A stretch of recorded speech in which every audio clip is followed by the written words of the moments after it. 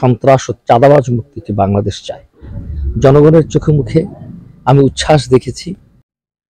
আসন্ন জাতীয় সংসদ নির্বাচনকে কেন্দ্র করে গণসংযোগ ও প্রচারণায় ব্যস্ত প্রার্থী সমর্থকেরা ভোট প্রার্থনায় শরীয়তপুর ২ আসনের বিভিন্ন এলাকা মুখরিত হয়ে উঠেছে। বৃহস্পতিবার ২৭ নভেম্বর দিনব্যাপী নড়িয়া উপজেলায় ঘড়িসার ইউনিয়নে গণসংযোগকালে ন্যায় ও ইনসাফ ভিত্তিক রাষ্ট্র গড়ার প্রত্যয় ব্যক্ত করে দাঁড়িপাল্লা প্রতীকে ভোট ও দোয়া চেয়েছেন জামায়াত মনোনীত সংসদ সদস্য পদপ্রার্থী অধ্যাপক ডাক্তার মাহমুদ হোসেন বকাউল। এ সময় তিনি সুরেশ্বর বাজার গণসংযোগ সহ Sureshwar school and college, Haloishar মাদ্রাসা, ইশাপাশা মাদ্রাসা, নন্দনসার মহিসুন্না মাদ্রাসা শিক্ষকদের সাথে মতবিনিময় করেন।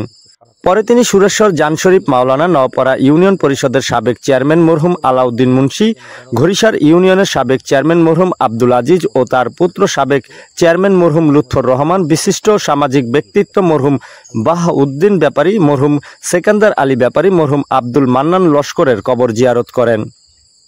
এ সময় উপস্থিত ছিলেন বাংলাদেশ জামায়াত ইসলামী নড়িয়া উপজেলা পূর্ব শাখার আমির হাফেজ মাওলানা কাজী আবুল বাশার, সাধারণ সম্পাদক কাউসার হাওলাদার, মুন্সিগঞ্জ জেলা বাংলাদেশ ইসলামী ছাত্র শিবিরের সাবেক সভাপতি মোশাররফ হোসেন, ইংনামানিক ইউনিয়ন সভাপতি G M Farid, Ghorisar union Amir Hafez Abdur Rahman, সাধারণ সম্পাদক মেহেদি হাসান, সাংগঠনিক সম্পাদক মাওলানা মোস্তফা কামাল, অর্থ সম্পাদক কাউসার ব্যাপারী, অফিস সম্পাদক সিরাজুল ইসলাম ডালি।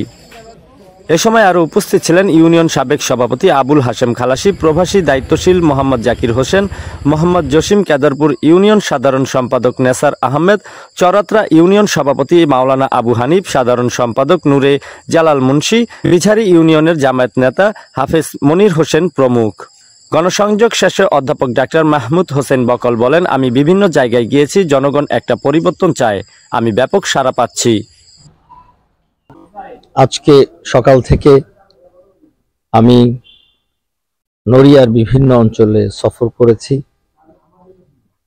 আমি সুরেশ্বর বাজার, সুরেশ্বর ঘাট, এরপর সুরেশ্বর দরবার শরীফ এবং নন্দনসার মহিসুন্না মাদ্রাসা এবং তৎসংলগ্ন বিশিষ্ট ব্যক্তিদের বাড়িতে আমি সবার কাছে আমার নির্বাচনী বার্তা পৌঁছে দেওয়ার জন্য যাই। আমার অভিজ্ঞতা হলো যে মানুষ পরিবর্তন চায়।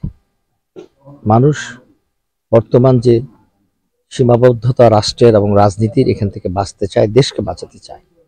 তারা একটা দুর্নীতিমুক্ত, দখলদার মুক্ত, সন্ত্রাস ও চাঁদাবাজ মুক্ত একটি বাংলাদেশ চায়।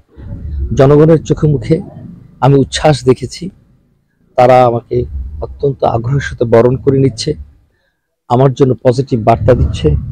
আমি মনে করি আগামী দিনের বাংলাদেশ গড়ার জন্য জনগণের আকাঙ্ক্ষাকেই আমাদেরকে কাজে লাগিয়ে জনগণের ম্যান্ডেট নিয়ে আমাদেরকে রাষ্ট্র পরিচালনায় অংশ নিতে হবে এবং দেশের জন্য ইতিবাচক পরিবর্তনের ব্যবস্থা করতে হবে ইনশাআল্লাহ। সকলকে ধন্যবাদ। আমি বলবো যে আমরা আগামী দিনের নতুন বাংলাদেশ গড়ার এক পর্যায়ে আছি। আমার নেতাকর্মীরা পরিশ্রম করছে, মানুষের কাছে তাদের বার্তা পৌঁছে দিচ্ছে, মানুষের কাছ থেকেও তারা যথোপযুক্ত সাড়া পাচ্ছে, যেমনটি আমিও পাচ্ছি। আপনারা আমাদের জন্য দোয়া করবেন যেন জনগণ তাদের আকাঙ্ক্ষা মতো, তাদের ইচ্ছা মতো নেতৃত্ব